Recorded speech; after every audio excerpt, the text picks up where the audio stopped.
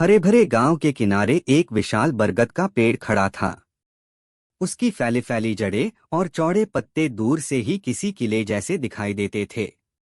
उस पेड़ की शाखाओं पर असंख्य पक्षी रहते थे, गौरैया, तोते, कबूतर, कौए, मैना और नन्ही सी चिड़िया।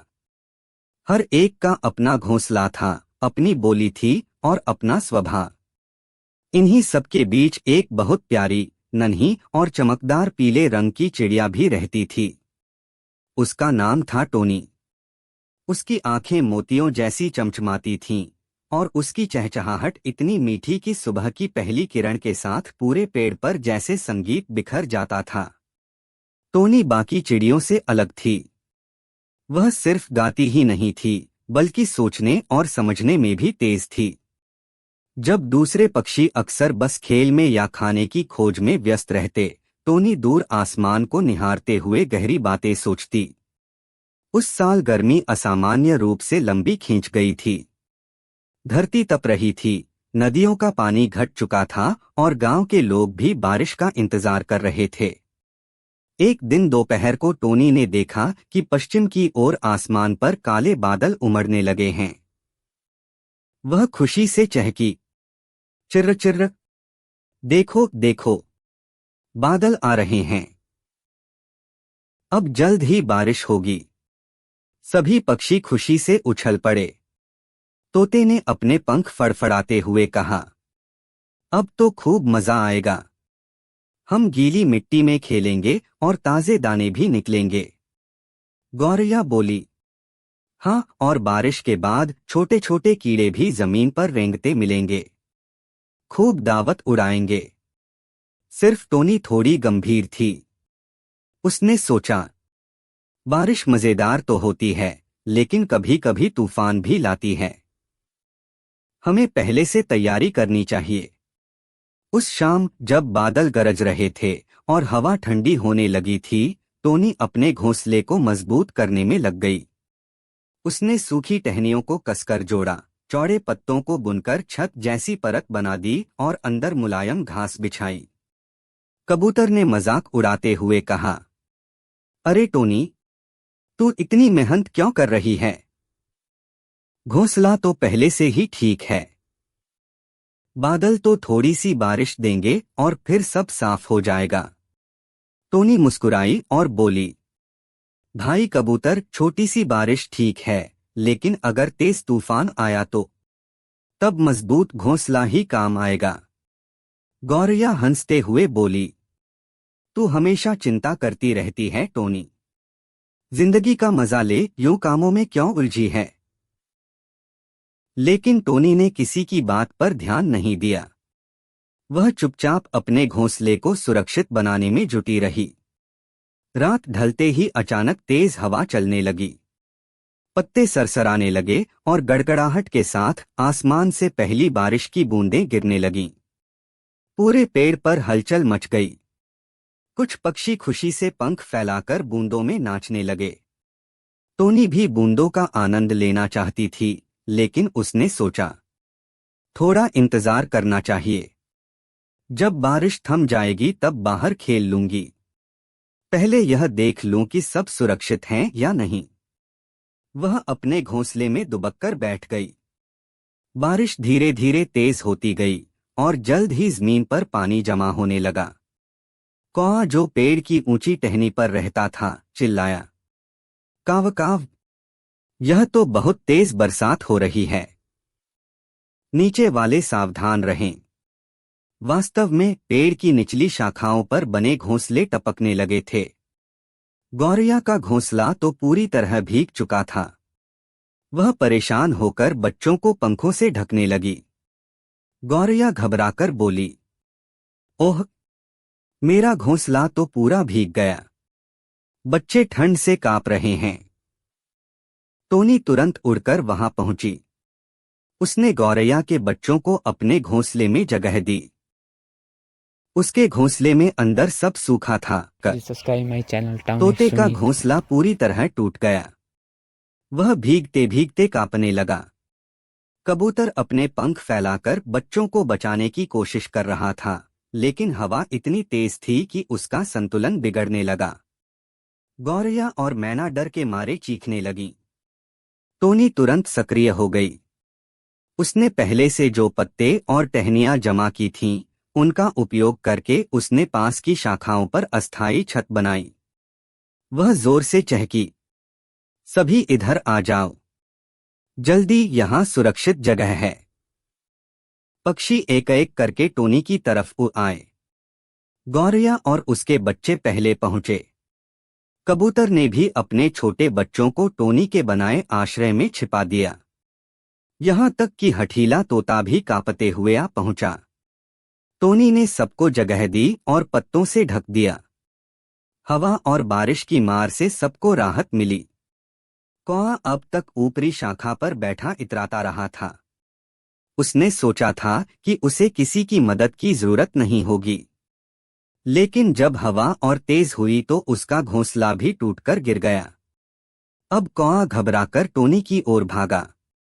काव काव, टोनी, मुझे भी जगह दो, मैं भीग गया हूं, मुझसे गलती हो गई। टोनी ने बिना देर किए कौए को भी अपने पास बुला लिया। बारिश देर रात तक चलती रही, लेकिन उस छोटे से आश्रय में सब सुरक्षित थे। सभी ने महसूस किया कि टोनी की मेहनत और दूरदर्शिता ही उन्हें बचा रही है।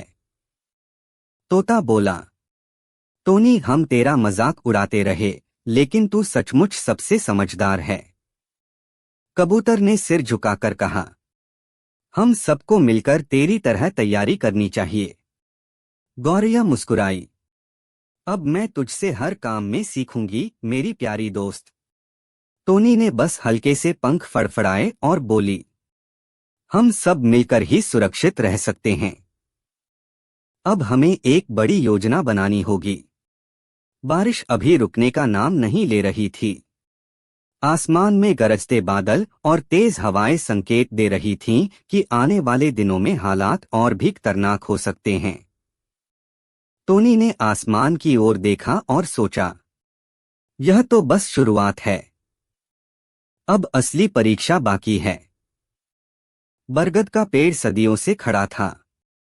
उसने अनगिनत बारिशें और आंधियां देखी थीं, मगर इस बार मौसम कुछ और ही रंग दिखा रहा था। लगातार 3 दिन से बारिश रुकने का नाम नहीं ले रही थी। नदियां किनारों को तोड़कर बह रही थीं, तालाब लबालब भर गए थे और गांव की गलियों में पानी भर चुका था। अब तो बरगद के पेड़ के चारों तरफ भी पानी जमा होने लगा था। पक्षियों ने कभी ऐसा भयानक मौसम नहीं देखा था। टोनी ने अपने घोंसले से झांककर देखा, नीचे खेतों में जहां कभी बच्चे खेलते थे, अब सिर्फ पानी ही पानी था। छोटे छोटे झरने और नाले मिलकर नदी बन चुके थे। कबूतर घबराकर बोला, अगर पानी ऐसे ही बढ़ता रहा तो यह बरगद का पेड़ भी डूब जाएगा। गौरैया चीख उठी, तो फिर हम कहाँ जाएंगे? हमारे पास तो उड़ने की ताकत है, लेकिन छोटे बच्चों का क्या होगा? तोते ने सिर हिलाकर कहा, इतनी दूर तक पानी है, अगर हम उड़कर निकले भी तो कहाँ जाएंगे? सब एक दूसरे को सवाल करते, मगर किसी के पास जवाब नहीं था। टोनी ने मन ही मन निश्चय किया कि डर फैलाने से कुछ हल नहीं निकलेगा। उसने आवाज ऊंची करके कहा, सुनो सब, अगर हम मिलकर सोचेंगे तो रास्ता जरूर मिलेगा। घबराओ मत, कौआ बोला। काव काव, तू हमेशा कहती है कि रास्ता निकल आएगा, मगर अब तो हर तरफ पानी है। टोनी शांत स्वर में बोली, हाँ पानी है, लेकिन आसमान खुला है। हमारी ताकत हमारे पंख हैं। हमें कोई ऊंची और सुरक्षित जगह ढूंढनी होगी। सब पक्षी चुप हो गए। वे जानते थे कि टोनी अक्सर सही Please सोचती subscribe my है। channel Town X Sumit. कुछ दिनों तक सब सामान्य लगा। बारिश अब भी जारी थी, लेकिन पहाड़ी पर पानी नहीं चढ़ पा रहा था। पक्षियों को लगने लगा कि शायद अब सब खतरे से बाहर हैं। अनजान खतरा। लेकिन पहाड़ी पर पहले से रहने वाले जीव इस नई भीड़ को देखकर चौंक गए थे। खासकर वहां की एक चालाक जंगली बिल्ली। वह बिल्ली काली सफेद धारियों वाली, लंबी मूंछों और चमकती आंखों वाली थी। पहाड़ की गुफाओं में वह अकेली रहती थी और अक्सर चूहे, छोटे पक्षी या खरगोश उसका शिकार बनते थे। मगर अब अचानक इतने सारे नन्हे नन्हे पक्षी एक साथ आ गए थे। बिल्ली की आंखें चमक उठीं। न्याऊ, यह तो मेरे लिए दावत है।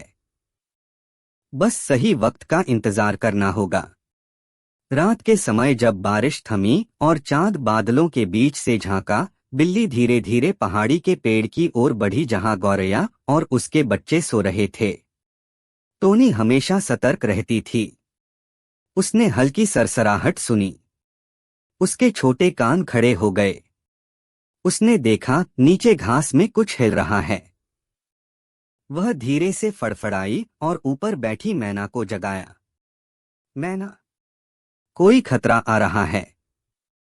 सबको सचेत करो। मैना ने फौरन आवाज लगाई।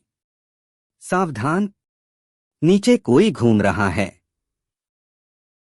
पक्षी जाग गए और चीखने लगे। बिल्ली ने देखा कि उसकी चोरी पकड़ी गई है।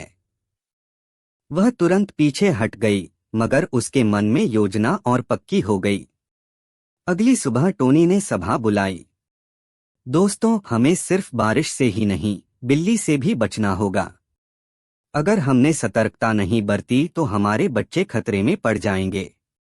तोते ने कहा, लेकिन हम इतनी बड़ी बिल्ली का मुकाबला कैसे करेंगे? कबूतर बोला, अगर वह हमला करेगी तो हम सब बिखर जाएंगे। टोनी ने गहरी सांस लेकर कहा, हम छोटे हैं, लेकिन अकेले नहीं। अगर हम सब मिलकर योजना बनाएं तो बिल्ली भी हार जाएगी। टोनी ने सबको मिलकर काम करने का तरीका समझाया। कुछ पक्षी पेड़ की ऊंची शाखाओं पर निगरानी रखेंगे। कुछ सूखी टहनियां और कांटे इकट्ठा करेंगे। कुछ बेलों को गूंथकर एक मजबूत फंदा तैयार करेंगे। टोनी ने कहा, जब बिल्ली फिर आएगी, हम उसे अपने जाल में फंसा लेंगे। पक्षियों ने दिन भर मेहनत की। गौरैया ने छोटी छोटी टहनियां लाईं। कबूतर ने बेलें खींचकर मजबूत रस्सी जैसी बनाई। तोता और मैना ने मिलकर पेड़ के नीचे एक जगह जाल बुन दिया। रात फिर आई। आसमान बादलों से भरा था और कभी कभी बिजली चमक रही थी। बिल्ली गुफा से निकलकर धीरे धीरे रेंगती हुई पेड़ की ओर आई। उसकी आंखें अंधेरे में चमक रही थीं। टोनी ऊपरी शाखा से देख रही थी। उसने सबको संकेत दिया, तैयार रहो। जैसे ही बिल्ली छलांग लगाने ही वाली थी, तोते ने जोर से चीख लगाई। मैना ने पंख फड़फड़ाए और बाकी पक्षियों ने अचानक शोर मचाया। बिल्ली चौंक गई और उसी समय टोनी नीचे झपटी और अपने पंखों से बेल का फंदा खींच दिया। धड़ाम! बिल्ली का पैर फंदे में फंस गया और वह जोर से लटक गई। बिल्ली तड़पने लगी। वह चीखने लगी, न्याऊ, छोड़ दो मुझे। तुम नन्हे नन्हे पक्षी हो, फिर भी इतनी चालाकी। टोनी ने कहा, हम छोटे हैं, लेकिन जब मिलकर काम करते हैं तो सबसे बड़े दुश्मन को भी हरा सकते हैं। पक्षियों ने मिलकर बेल कस दी और बिल्ली को पेड़ से दूर खींच दिया। आखिरकार बिल्ली ने हार मान ली। उसने वादा किया कि वह फिर कभी उन पर हमला नहीं करेगी। पक्षियों ने खुशी से चहचहाना शुरू किया। गौरैया ने कहा, टोनी, अगर तू न होती तो हम कभी इस बिल्ली का सामना नहीं कर पाते। तोता बोला, हमने जाना कि असली ताकत एकता में है। कौआ बोला, काव काव, और असली नेता वह है जो सबको साथ लेकर चले। Subscribe my channel town Tony, x तू सुमित। हमारी सच्ची नेता है। टोनी मुस्कुराई और बोली, नेता कोई एक नहीं होता दोस्तों। असली जीत तब होती है जब सब मिलकर मेहनत करें। बारिश अभी थमी नहीं थी, लेकिन अब पक्षियों के दिल में डर नहीं था। उन्होंने सीख लिया था कि चाहे तूफान हो या बिल्ली का हमला, अगर वे एकजुट रहेंगे तो किसी भी मुश्किल का सामना कर लेंगे। टोनी ने आसमान की ओर देखा। अभी और परीक्षाएं आ सकती हैं, लेकिन अब मैं अकेली नहीं हूं। मेरे साथ मेरा पूरा परिवार है।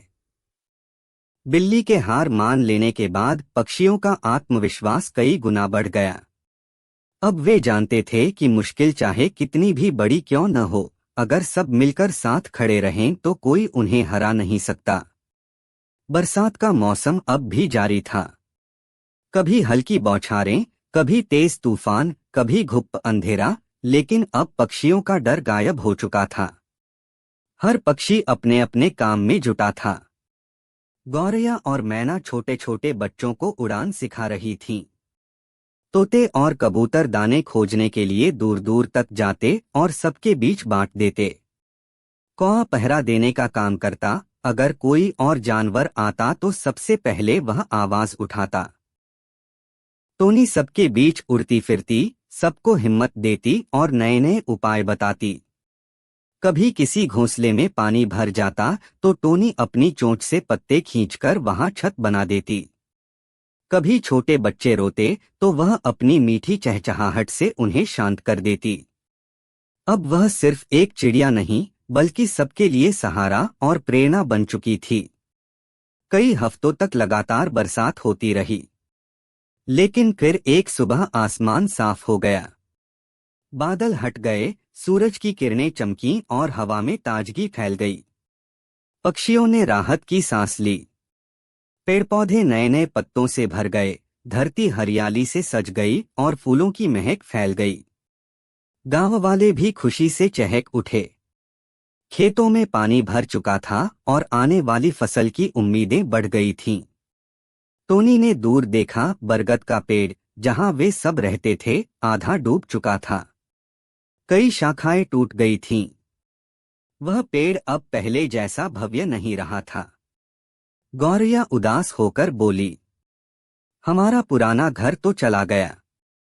टोनी ने नरम स्वर में कहा, हाँ, लेकिन सोचो अगर हम सब वहीं रह जाते तो क्या होता। हम में से कई बचते ही नहीं। अब हमारे पास नया घर है और सबसे जरूरी हमारे पास एक दूसरे का साथ है। सबकी आंखों में चमक आ गई। अब पक्षियों ने पहाड़ी को ही अपना नया बसेरा बना लिया। उन्होंने मजबूत घोंसले बनाए, दाने इकट्ठा किए और बच्चों को उड़ान और मेहनत का महत्व सिखाया। टोनी हर रोज उन्हें याद दिलाती, मुसीबतें कभी भी आ सकती हैं, लेकिन अगर हम तैयारी करेंगे और एक दूसरे का साथ देंगे तो कोई भी तूफान हमें नहीं गिरा सकता। एक दिन छोटे बच्चों ने टोनी से पूछा, टोनी दीदी, तू हमेशा इतना क्यों सोचती है? तू क्यों सबको सिखाती रहती है? टोनी मुस्कुराई और बोली, क्योंकि मैंने देखा है कि सिर्फ ताकतवर होना ही काफी नहीं। समझदारी, तैयारी और एकता ही असली ताकत है। अगर हम सबने पहले से तैयारी न की होती और साथ न रहते तो हम शायद इस नई सुबह का सूरज कभी न देख पाते। बच्चों ने खुशी से पंख फड़फड़ाए। उस शाम सभी पक्षियों ने मिलकर एक बड़ा उत्सव मनाया। तोते ने अपनी तीखी आवाज में गीत गाया। गौरैया और मैना ने बच्चों को नचाया। कबूतर ने अपने सफेद पंख फैलाकर आसमान की ओर उड़ान भरी। कौए ने भी काव काव करते हुए ताल मिलाया। और बीच में पीली चिड़िया टोनी गा रही थी। उसकी मीठी आवाज से पूरा जंगल गूंज उठा। हमें इस कहानी से यही सीख मिलता है कि हमें किसी भी कार्य को किसी भी परिस्थिति में एकजुट होकर करना चाहिए, सफलता जरूर मिलती है। अभी तक चैनल को सब्सक्राइब नहीं किया है तो चैनल को सब्सक्राइब करें और बेल आइकन को दबाना ना भूलें।